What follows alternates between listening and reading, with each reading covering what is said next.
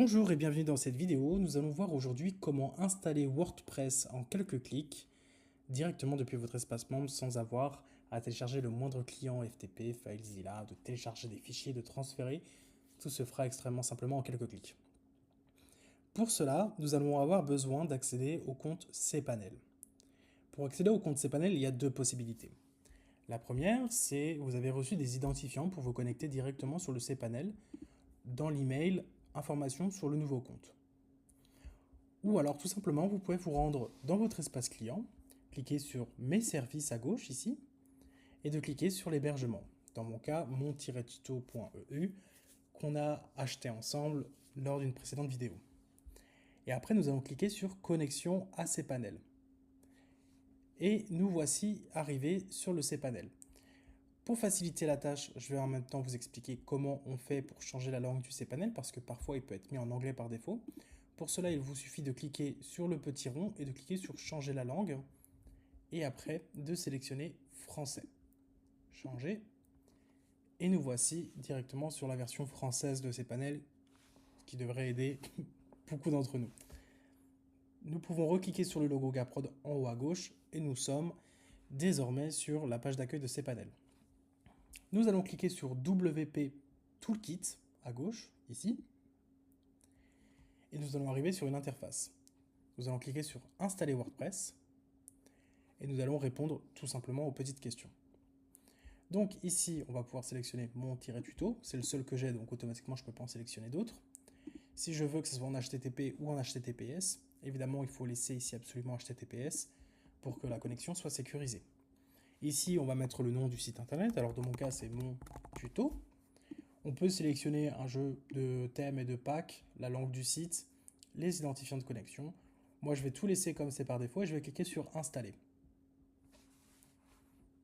L'opération va prendre quelques minutes, il va télécharger et installer WordPress pour vous, créer la base de données et absolument tout configurer pour que vous puissiez en un clic après accéder à votre WordPress. Donc si votre hébergement est tout neuf, vous avez actuellement juste une page index off et rien du tout, parce que l'hébergement est littéralement vide. Une fois que tout ça sera terminé, on va aller actualiser la page, on va retourner sur l'URL et on va voir que WordPress, lui, sera directement installé, prêt à être utilisé et à faire à peu près ce qu'on veut. Parfait, c'est terminé. Alors non merci, je ne veux pas de plugin. Et là, automatiquement, tout est bon. Donc, si j'actualise ma page, si je retourne en fait sur mon tuto, eh ben, on va pouvoir voir que j'ai ma petite page WordPress de base. Les identifiants de connexion, bah, c'était ceux qui étaient visibles au moment où on avait cliqué sur installer. Donc, hop, juste pour vous remontrer ici. Donc, vous avez admin, vous avez un mot de passe qui a été généré par défaut. Vous pouvez évidemment le changer. Mais ce que vous pouvez faire aussi, c'est vous connecter directement depuis le cPanel. C'est-à-dire que vous cliquez sur se connecter ici, et vous allez arriver automatiquement sur la page d'administration de votre WordPress. Et après, vous allez pouvoir personnaliser les pages, personnaliser tout ce que vous voulez, sans aucun problème. Vous pouvez rajouter des articles, changer les thèmes. Si vous allez dans Apparence puis Thème, bah, vous allez avoir plein de thèmes. Vous pouvez ajouter un thème. Vous pouvez littéralement après utiliser WordPress comme bon vous semble. Donc voilà. Ici, on peut voir qu'on a un petit triangle qui nous dit SSS, TLS, que c'est pas bon. Bah, c'est tout simplement parce qu'on ne force pas l'HTTPS. Donc là, je suis allé un petit peu vite, donc je reviens en arrière et je vous réexplique. Vous cliquez sur le petit triangle et vous cliquez sur Activer la redirection HTTPS. Parfait, et vous allez ici dans Force HTTPS Redirect, vous allez cocher la case et c'est tout ce que vous avez à faire. Vous avez une petite notification comme quoi succès, c'est bon. Et après, on peut retourner sur le WP Toolkit et on peut...